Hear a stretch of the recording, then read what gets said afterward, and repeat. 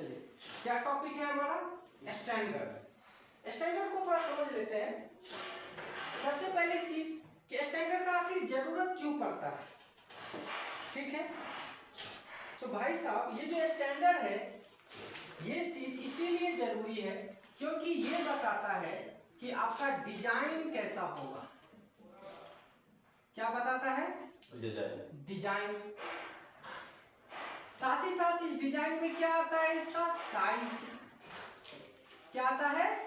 Size. एक तो देखने में कैसा होगा, ऊपर से उसका साइज क्या होगा, ठीक है। इसके बाद ये बताता है इसका परफॉर्मेंस। क्या बताता है?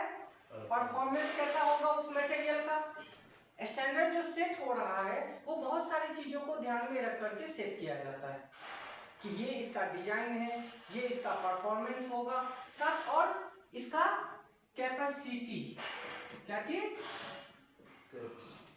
कैपेसिटी कैसा होगा, किस किस वर्किंग कंडीशन में ये काम कर सकता है, कंडीशन, ठीक है। तो मोटे मोटे ये सभी चीजें जो भी स्टैंडर्ड होता है वो ये सभी चीजें आपको बताता है, ठीक है।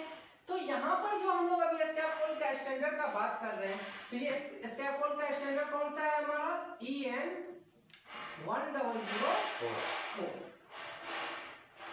EN 1004 किसके लिए है? प्री फैब्रिकेटेड के लिए। Pre fabricated material. Pre fabricated में कौन सा? एल्यूमिनियम, लाइट वेट, ये मटेरियल, ठीक है। इसमें ये किस स्कैफोल्ड के लिए है? तो स्कैफोल्ड है मोबाइल एक्सेस टावर। क्या है? Mobile access tower. अब ये जो मोबाइल एक्सेस टावर है ये देखिए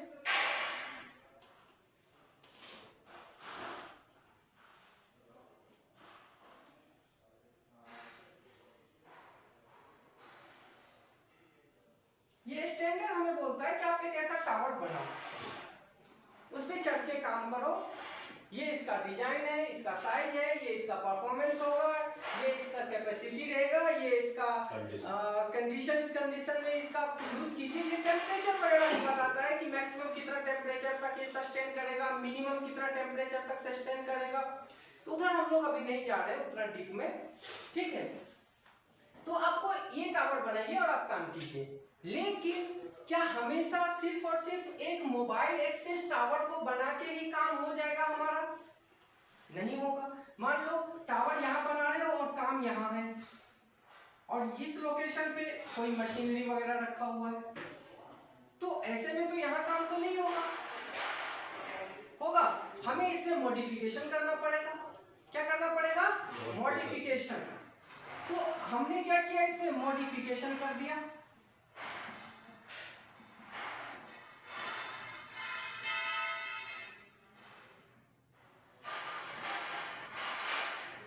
और जैसे ही आपने इसमें क्या किया, मॉडिफिकेशन किया, तो ये टावर अब इस स्टैंडर्ड से बाहर हो गया। अब कौन सा स्टैंडर्ड है? तो एक और स्टैंडर्ड है BS 11396। अब ये स्टैंडर्ड क्या कहता है? ये स्टैंडर्ड कहता है कि EN 1004 इसका जो मटेरियल है, क्या है? मटेरियल है, इसका इस्तेमाल करके आप अलग अलग टावर बनाओ। Same design, same performance, same capacity, same condition, कोई भी चीज बदल नहीं रहा है। सेम मटेरियल इस्तेमाल करो और अलग अलग टावर बनाओ। तो कौन कौन सा टावर बनाओ भाई? तो एक हो गया स्टैटिक टावर। स्टैटिक टावर का मतलब है कि टावर के नीचे अब पहिया नहीं लगा है, बेस प्लेट लगा है। क्या लगा है? Base plate. दूसरा टावर बनाओ आप ब्रिज टावर। तीसरा टावर बनाओ आप कैंटिलीवर टावर। कौन सा टावर? Cantilever tower. चौथा टावर आप बनाओ क्या? Hanging tower. बहुत बढ़िया, गुड। हैंगिंग टावर बनाओ। पांचवा स्टेयरकेस टावर। आप स्टेयरकेस टावर बनाओ। छठा नंबर पे आप कैंटिलीवर बना लिए, आप लिंकेज टावर बनाओ। ब्रिज टावर बना लिया, लिंकेज भी बनाओ, जरूरत है लिंकेज बनाओ। सातवें नंबर पे आप कौन सा टावर बनाओगे? कौन सा? बटरस टावर बनाओ। बिल्कुल बनाओ, बनाओ।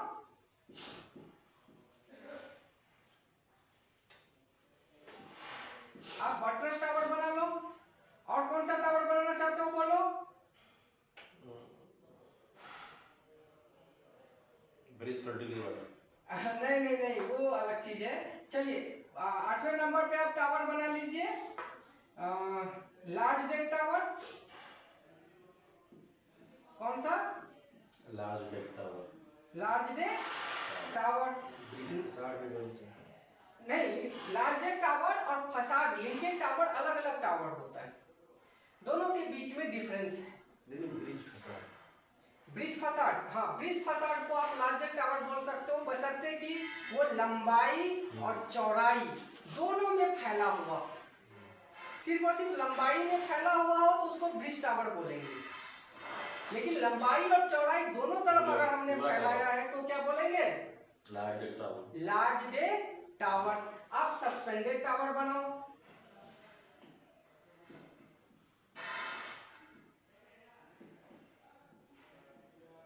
कौन सा टावर बनाओ?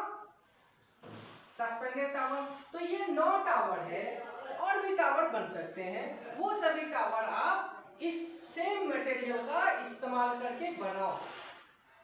ये सभी टावर इस मोबाइल एक्सेस टावर का ही मटेरियल से बनेगा। कुछ कुछ मटेरियल ऐसा है जो ऐड ऑन उसमें हो जाएगा। हम लोगों का टॉपिक क्या है आज का? तो हम लोगों का टॉपिक है कैंटिलीवर टावर। हम लोग का टॉपिक क्या है? Cantilever tower. इस कैंटिलीवर टावर को हम लोग अभी फुल डिटेल में देखने वाले हैं, ठीक है? तो इसे मिटा दे, आप इसको नोट कर लीजिए, ज्यादा अच्छा रहेगा, नोट कर लीजिए।